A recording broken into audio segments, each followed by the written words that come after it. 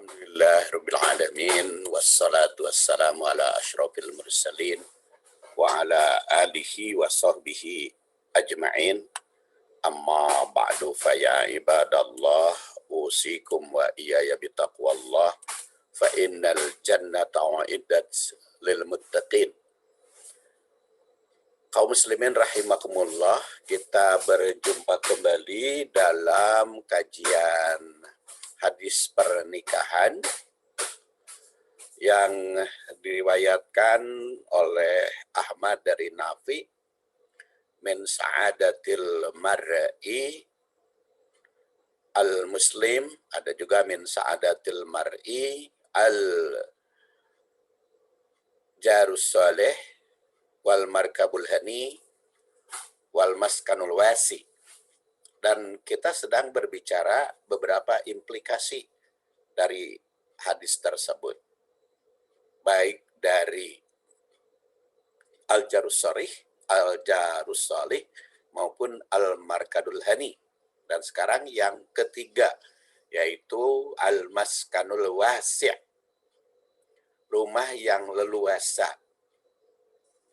Ternyata yang dimaksud dengan rumah yang leluasa adalah yang memenuhi syarat sesuai kebutuhan, sesuai dengan fungsi yang kita bangun, sesuai dengan fungsi yang kita inginkan, yang kita pakai. Jadi leluasa bisa juga berarti luas. Luas dalam arti bisa memenuhi apa yang dibutuhkan. Mungkin Anda yang tinggal berdua, kehidupannya tinggal suami istri umpamanya, tidak ada anggota lain dan sehari-harinya tidak dibutuhkan pertemuan apapun, baik itu dengan tetangga, kalaupun mau bertemu dengan tetangga tinggal undang ke tempat lain, atau kalau keluarga juga begitu, maka saya kira leluasa ini cukup satu kamar tempat tidur, kemudian ruang tengah dan ruang rekreasi. Mungkin di apartemen seperti itu bentuknya, hanya karena kebutuhannya untuk tempat tidur. Karena kalau di apartemen mungkin kalau ada tamu atau ingin bertemu, ada siapapun, kita tinggal ke tempat khusus, bisa restoran, bisa tempat-tempat yang lain. Tapi kalau rumah kita ingin dijadikan tempat pertemuan sehari-hari, pertemuan tetangga, pertemuan rapat PKK, rapat RW, atau rapat majelis taklim, ya tentu leluasa itu harus benar-benar luas ukurannya, ukuran tengah rumahnya. Mungkin ruang tamu cukup sempit atau tempat tidurnya juga diperlukan. Jadi oleh karena itu yang dimaksud dengan al-maskanul wasi sesuai dengan fungsi yang kita inginkan, sesuai dengan harapan yang kita dambakan. Jadi yang memenuhi syarat sehingga leluasa untuk dihuni dan digunakan sebagaimana mestinya. Nah, karena rumah itu merupakan salah satu hal yang sangat penting dalam mewujudkan kebahagiaan keluarga. Dalam mewujudkan keluarga sakinah yang merupakan dambaan setiap insan, tidak bisa mengabaikan urusan rumah, urusan perumahan. Menurut istilah Al-Quran, rumah itu kan banyak ya istilahnya. Ada munzalan, mubarakan. Itu tempat tinggal yang mendapat curahan barokah. Ada dalam hadis di sini dikatakan al-maskanul wasi', maskan. Kemudian dalam surat 11 ayat 73 dan surat 33 ayat 33, di situ bait, ada istilah bait. Waqorna fi buyutikum jamaknya, atau ahlal bait, dalam surat 11, 73 dan 33 ayat 33. Ada buyut, yaitu surat An-Nur ayat 27. Kemudian ada istilah suknah, yaitu surat 65. Jadi di situ dikatakan suknah. Istilah yang terakhir, suknah, artinya sama dengan maskan. Yaitu bisa bermakna rumah, bisa juga perumahan atau tempat tinggal. Nah, dimensi perumahan bahagia adalah rumah itu sendiri. Jadi perumahan bahagia itu rumah itu sendiri yang memenuhi syarat sesuai dengan fungsi. Dengan demikian al-maskanul wasi yang mendatangkan kebahagiaan rumah tangga bukan hanya dibutuhkan luasnya bangunan, tapi dapat berfungsi dengan baik dan memenuhi syarat ilmiah seperti sehat, nyaman, indah, memenuhi syarat syariah seperti bebas dari maksiat. Tegasnya rumah yang leluasa adalah yang bisa dimanfaatkan sesuai dengan fungsi. Pokoknya fungsi rumah yang pertama adalah fungsi rihlah. Jadi rumah yang memenuhi syarat atau yang leluasa bisa dijadikan tempat tinggal yang mendatangkan sakinah. Bahkan ada ungkapan yang menyebut baiti jannati, rumahku surgaku. Ada yang mengatakan katanya baiti surgaku itu sabda Rasul. Hadis tapi belum saya temukan sampai sekarang. Hadis itu riwayat siapa? Makanya saya katakan ungkapan. Kalau ungkapan mah kalau hadis ya boleh disebut hadis kalau benar hadis. Kalau ungkapan itu bisa ulama, bisa siapa saja. Makanya saya katakan istilah ungkapan saja. Walaupun ada yang menyebut hadis, tapi sampai sekarang saya koteksak, saya teliti di berbagai buku hadis yang al-masadir asliyah, nggak ditemukan kalimat ini. Mungkin Anda pendengar yang pernah membaca atau menyebut atau menemukan di dalam kitab hadis, boleh dikirim kepada kami. Nanti kalau sudah ditemukan, kita selidiki kan kedudukannya atau tashih, kesahihannya bisa dipakai atau tidak. Baiti jannati itu.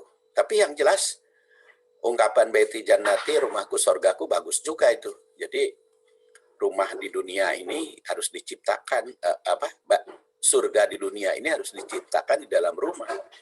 Kalau di surga itu kan tergambar di dalam Al-Quran ada air yang mengalir.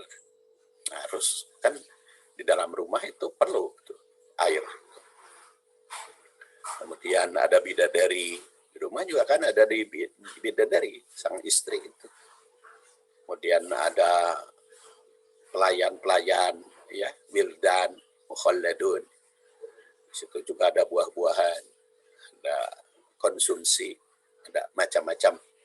Baiti jannati itu bisa diciptakan di dalam rumah terlebih dahulu. Surga itu, ya, rumah sebagai suknah atau tempat tinggal, tempat istirahat, dan tempat rekreasi. Supaya bagaikan surga di dunia.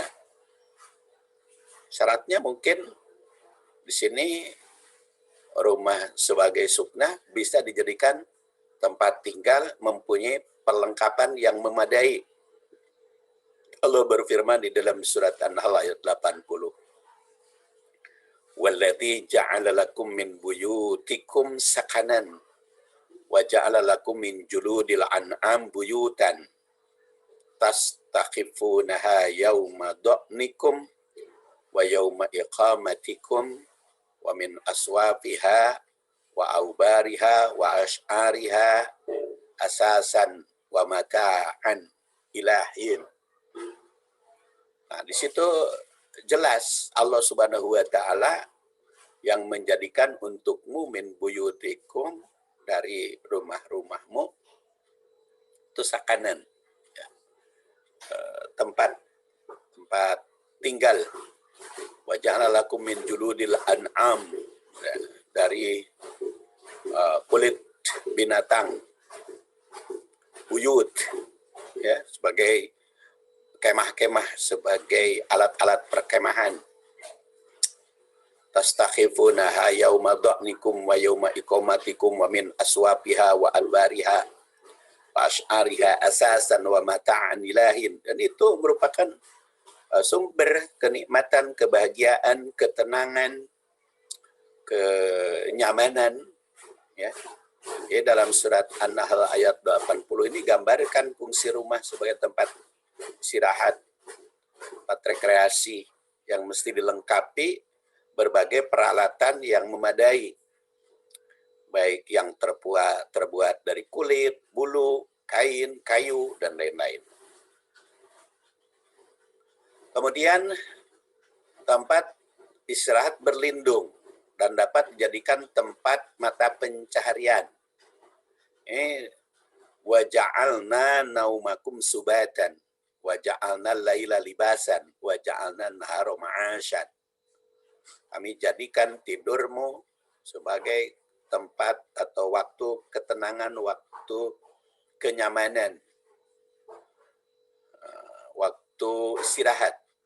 Wa ja'alna laila libasan, dan kami jadikan malam sebagai tempat, walaupun di situ diartikan libas, berpakaian, bergaul, maksudnya bergaul sesama keluarga. Ja'alna laila libasan. Karena antum libasul lakum wa hunna libasul lakum wa antum libasul lahunna. Wa ja'alna nahara ma'asyan, dan malamnya untuk mata pencaharian. Jadi bisa saja di rumah juga menjadi tempat mata pencaharian. Apalagi sekarang ini kan banyak perusahaan yang promosinya, iklannya melalui media massa, sehingga dari rumah bisa berbisnis ke berbagai daerah, bahkan bukan hanya antar daerah, satu daerah dengan yang lain, bisa dari rumah itu dikirimkan ke berbagai tempat dan berbagai negara. Bisa ekspor impor sekarang lewat rumah, ya. Jadi dari rumah itu bisa mengekspor, dan dari rumah juga bisa mengimpor. Makanya di sini wa ja'alna nahara ma'asyan, bisa saja ma'ash, kehidupan itu diproduksi dan diwujudkan dari rumah, walaupun mungkin produksinya di berbagai tempat, ya. Jadi berdasarkan ayat itu, rumah itu difungsikan sebagai tempat istirahat malam, karena di situ dikatakan naumakum subata, tempat bekerja di siang hari, karena wa ja'alna nahara ma'asyan, dan dijadikan tempat perlindungan seperti pakaian. Wa ja'alna laila libasan. Libasan itu kan pakaian, tempat berlindung. Kemudian tempat nikmat makan dan menjaga kesehatan keluarga. Allah berfirman, laisa 'alal a'ma haraj wala 'alal a'raj haraj wala 'alal marid haraj wala 'ala anfusikum an ta'kulu min buyutikum aw buyuti abaikum aw buyuti ummahatikum aw buyuti ikhwanikum aw buyuti akhawatikum aw buyuti amamikum aw buyuti ammatikum aw buyuti akhwalikum aw buyuti khalatikum aw ma malakat mafatihuhu aw sadiqikum laisa alaikum janahun an ta'kulu jami'an aw ashtatan. Di sini dikatakan bagi yang tunanetra, bagi yang tunadaksa, bagi yang sakit tidak mengapa, bagi diri sendiri untuk makan bersama di rumahmu atau di rumah bapakmu atau di rumah ibumu atau di rumah bibimu atau saudara ibumu atau buyuti ahwatikum, saudaramu, atau rumah pamanmu, paman dari bapak kalau am itu, kalau dari ibu itu khol, au buyuti amatikum, au buyuti akhwalikum. Jadi kalau di dalam bahasa Al-Quran mah bukan kakak adik yang dibedakan. Kalau bahasa Sunda mah kan kakak adik ya. Kalau kakak bapak atau kakak ibu disebut wa. Kalau adik ibu, adik bapak disebut mang atau bibi kalau perempuan. Tapi kalau bahasa Arab mah membedakan bukan kakak, bukan adik. Tetapi kalau saudara ayah, baik adiknya maupun kakaknya, itu disebut am, jamaknya amam. Kalau perempuan, kalau laki-laki, kalau perempuan, saudara ayah laki-laki atau saudara ayah perempuan, amat. Nah, kalau saudara ibu itu khol, kalau laki-laki, baik kakaknya maupun adiknya. Atau kholah kalau perempuan, baik kakak maupun adiknya. Nah, di situ di tempat-tempat tersebut boleh ikut makan, boleh makan. Jadi ini tempat menikmati makanan rumah itu untuk menjaga kesehatan keluarga. Atau auma malakat mafatihu, atau bagi yang punya kunci masing-masing. Jadi dia tidak termasuk keluarga, tidak termasuk paman, atau tidak termasuk ibu, tetapi sudah diserahkan kuncinya, atau sodik ya, teman ya, sudah dikasih kunci untuk keluar masuk. Maka laisa alaikum junahun an ta'kulu jami'an aw istatan. Jadi diperbolehkan untuk makan secara bersama-sama atau secara mandiri masing-masing. Jadi berdasar ayat ini, rumah yang rekreatif itu mesti dapat dijadikan tempat makan bersama demi kesehatan keluarga besar. Kalau sudah berbicara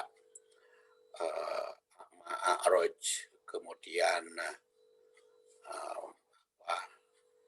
abah, bapak, ibu, kemudian paman, atau teman, ini sudah keluarga besar. Boleh di dalam rumah itu dijadikan tempat makan bersama-sama atau mandiri masing-masing. Jadi di sini dikatakan ada antakulu. Jadi antakulu jami'an au astatan. Antakulu jami'an au astatan. Jadi boleh makan bersama-sama, boleh juga masing-masing, atau boleh juga sendiri-sendiri. Ya. Boleh juga sendiri-sendiri, boleh berjamaah, boleh sendiri-sendiri. Makan itu ya tergantung siapa yang duluan lapar, itu yang lebih dahulu makan. Jadi tidak kelaparan. Dan di sini dikatakan fa idza dakhaltum buyutan fasallimu ala anfusikum. Apabila masuk rumah, maka bersalamlah pada dirimu. Nah, bersalam pada dirimu itu bisa mempunyai dua makna. Pertama, kalau di rumah tidak ada orang, maka salam untuk diri sendiri. Sehingga menurut sebagian ulama, kalau masuk rumah, di rumahnya tidak ada orang, maka membaca assalamu alaina wa ala ibadillahi sholihin. Tetapi kalau ada orang assalamualaikum. Tapi ada juga yang berpendapat tetap walaupun tidak ada orang assalamualaikum masuk ke rumah itu. Nah, itu tata tertib urusan perumahan yang kadang-kadang kan orang itu masuk rumah kalau di rumahnya tidak ada manusia, nggak salam, langsung aja buka, jeblos, masuk gitu ya. Padahal kalau berdasar ayat ini, fasallimu, ucapkan salam. Salam itu kan berdoa, ya. Berdoa bukan hanya pada orang lain, tapi juga pada diri sendiri. Bahkan di sini fasallimu ala anfusikum tahiyatan min indillah. Penghormatan dari sisi Allah, bahkan mubarakah, thayyibah, keberkatan yang baik. Kadzalika yubayyinullahu lakumul ayat la'allakum ta'qilun. Demikianlah Allah Subhanahu wa taala menjelaskan ayat kepada kalian supaya kalian berpikir. Jadi di sini fungsi rumah sebagai tempat makan bersama, tempat kenikmatan, menjaga kesehatan lahir dan batin. Kemudian yang kedua, fungsi rumah sebagai tempat pendidikan atau fungsi edukasi. Fungsi edukasi. Fungsi rumah yang bersifat edukatif yaitu merupakan lembaga pendidikan. Nah, apalagi sekarang ya, musim pandemi. Maka orang tua, ibu otomatis harus jadi guru. Di samping memberikan konsumsi kepada anak, apalagi kalau kecil harus dimandikan, harus dibajuan, harus dikasih makan, malah harus dididik oleh ibunya. Ini rumah sebagai lembaga pendidikan.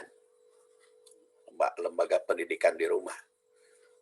Nah, mungkin sekarang ini lagi diuji setiap manusia, setiap keluarga itu sampai di mana orang tua bisa mendidik anaknya secara mandiri.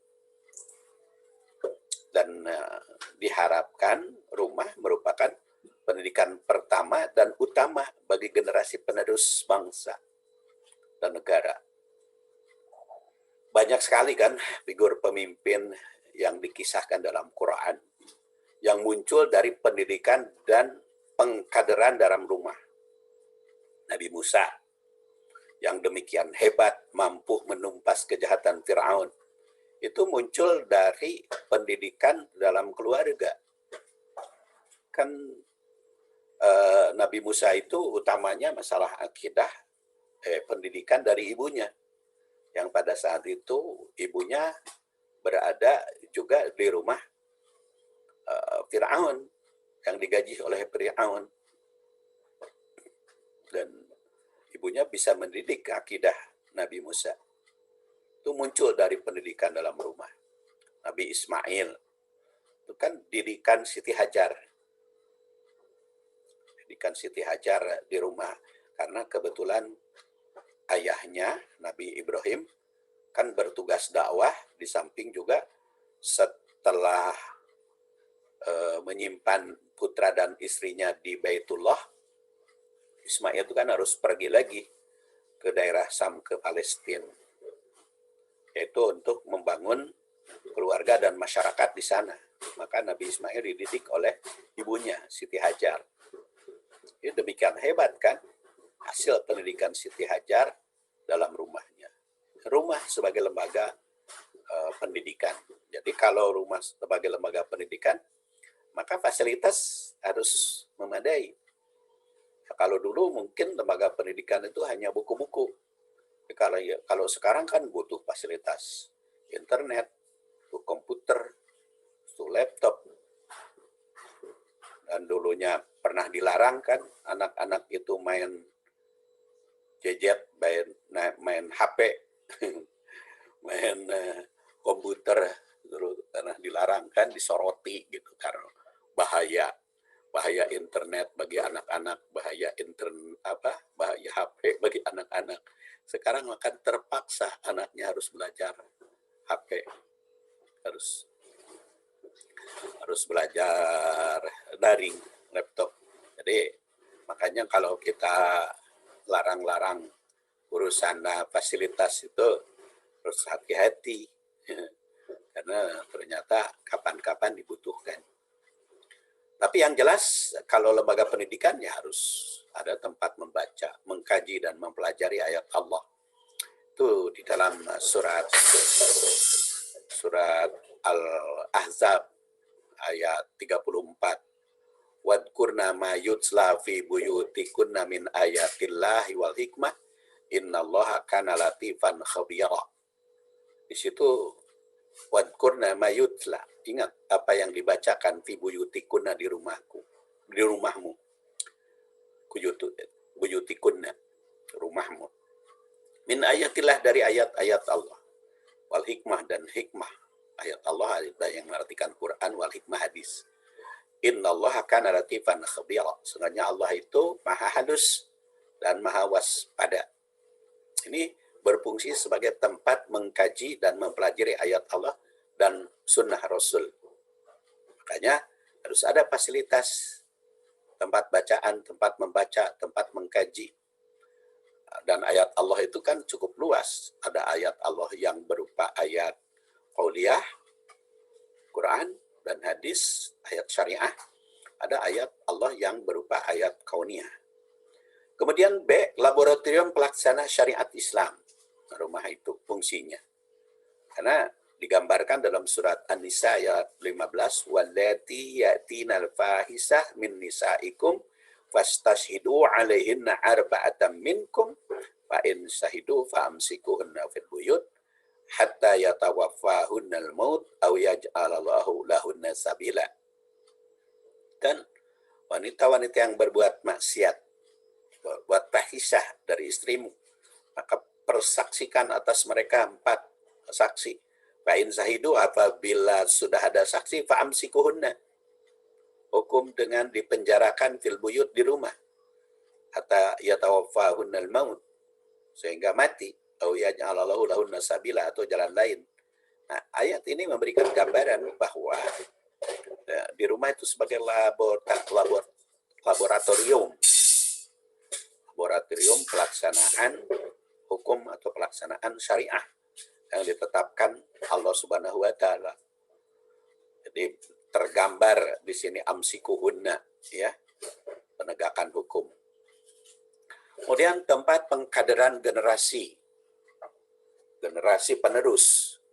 Wa may yuhajir fi sabilillah yajid fil ardi muragaman katsiran wa sa'atan wa may yuhajir fi baitihi muhajiran ilallah wa rasulih summa yudrikul maut faqad waqa'a ajruhu 'ala Allah wa kana Allahu ghafurur rahim. Sini yuhajir fi sabilillah itu yajid fil ardi muragaman katsiran. Yang saya garis bawahi wa may yakhruj min, di situ wasa'atan, ya, wa may yakhruj min baitihi muhajiran ilallah wa rasulih. Jadi hijrah dari rumah kepada Allah dan Rasulnya. Jadi di sini dari rumah. Jadi rumah itu tempat mengkader generasi penerus yang lebih bagus, lebih baik, pejuang, penerus dakwah risalah. Faqad waqa'a ajruhu 'ala Allah, maka sudah pasti itu mendapatkan ajruhu, pahalanya itu 'ala Allah, atas nama Allah, wa kana Allahu ghafurur rahim.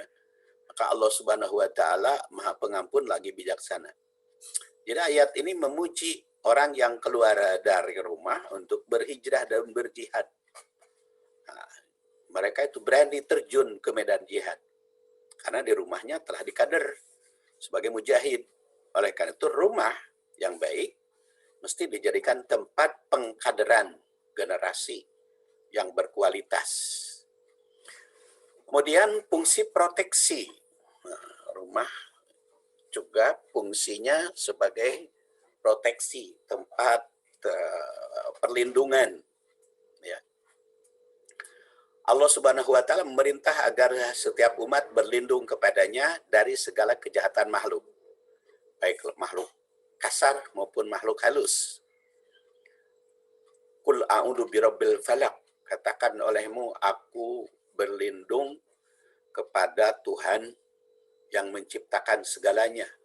Min syarri ma khalaq, dari apa yang Allah Subhanahu wa taala ciptakan. Wa min syarri ghasikin idza waqab, dan dari malam yang gelap gulita. Wa min syarri nafasat fil uqad, dan nafasat fil uqad. Wa min syarri hasidin hasad, dan yang dari kejahatan yang hasud. Jadi ayat ini memberikan gambaran bimbingan kepada umat agar berlindung dari kejahatan segala makhluk, baik berupa personil seperti hasidin idza hasad, manusia kan personil, pekerjaannya nafasat, sihir, maupun perbuatan, perubahan cuaca. Ada gosikin idza waqab, itu perubahan cuaca. Seperti malam bulat gulita. Nah, itu rumah harus berfungsi memproteksi dari berbagai ancaman dan dari berbagai kejahatan makhluk. Walaupun mungkin saja kan makhluk nama tidak jahat, tetapi karena ada kesempatan untuk berbuat jahat, bisa terjadi. Sekarang kan banyak ya yang merampas sepeda, mengambil sepeda dari rumah, motor. Mungkin karena ada kesempatan. Kalau kita hati-hati di dalam mengunci, bukan hanya mengunci motornya, tapi juga mengunci pintunya, menutupnya, memproteksi. Dan itu saya kira salah satu fungsi tahajud ya, qiyamul lail. Jadi kalau tahajud atau qiyamul lail itu kan di rumah itu ada yang bangun, karena kan tahajud itu waktunya tidak ditentukan. Yang penting pada sholat isya bisa sampai subuh. Jadi kalau anggota keluarga itu sholat tahajudnya macam-macam. Ada yang sebelum tidur, ada yang tengah-tengah tidur bangun, ada yang akhir malam. Nah, kalau di rumah itu ada yang tahajud bergantian seperti itu, maka ada yang bangun. Kalau ada yang bangun itu kan biasanya si pencuri ketakutan. Kan kalau tidak ada orang, mereka berani. Dan sekarang ini bukan hanya malam ya, siang juga kan bisa dengan fasilitas medsos, yang pura-pura, bahkan katanya di rumah itu tinggal pembantu karena suami istrinya lagi bekerja, kemudian dia datang ke situ, katanya suruh pasang monitor, suruh pasang itu, ini, tahu-tahu apa yang ada di rumah dikuras sama mereka, dan si pembantunya diikat, akhirnya habis. Tenang-tenang saja, karena ada fasilitas tadi. Jadi perlindungan, proteksi ini sekarang mungkin bukan hanya lahiriah, tapi juga proteksi yang sifatnya sifat batiniah, gitu ya. Batiniah itu bukan kebatinan, itu yang bisa melindungi. Makanya dikatakan di dalam surat An-Nas bahwa setan itu kan minal jinnati wan nas, dari golongan jin dan manusia. Jadi nafasat itu, niup sihir itu mungkin bisa sihir seperti Fir'aun dengan menggunakan setan atau jin, tapi juga sekarang sihir yang sifatnya lahiriah. Ada hipnotis, ada juga dengan teknologi, ada juga macam-macam. Jadi berlindung dari makhluk kasar dengan membangun rumah yang kokoh dan kuat fisiknya, sedangkan berlindung dari kejahatan makhluk halus dengan memproteksi rumah dari unsur-unsur kemaksiatan, noda dan dosa. Seperti digambarkan pula di dalam surat Al-Ahzab ayat 33. Tentu saja fungsi rumah itu cukup banyak, persyaratan rumah yang lainnya sesuai dengan apa yang diajarkan oleh Rasul akan saya bahas nanti di dalam kesempatan yang lain. Jadi faktor kebahagiaan yang paling penting berdasar hadis ini, min sa'adatil mar'i, itu ada al-jarus soleh, tetangga yang baik. Jadi kehidupan bertetangga harus baik. Al-markabul hani, yaitu alat transportasi dan komunikasi yang lancar, yang menyenangkan, serta al-maskanul wasi', rumah yang memenuhi syarat yang leluasa untuk dimanfaatkan sesuai dengan fungsi dan keinginan masing-masing. Saya kira dianggap cukup. Kita akhiri dengan doa kafaratul majlis. Subhanakallahumma wa bihamdika asyhadu an la ilaha illa anta astaghfiruka wa atubu ilaik. Assalamualaikum warahmatullahi wabarakatuh.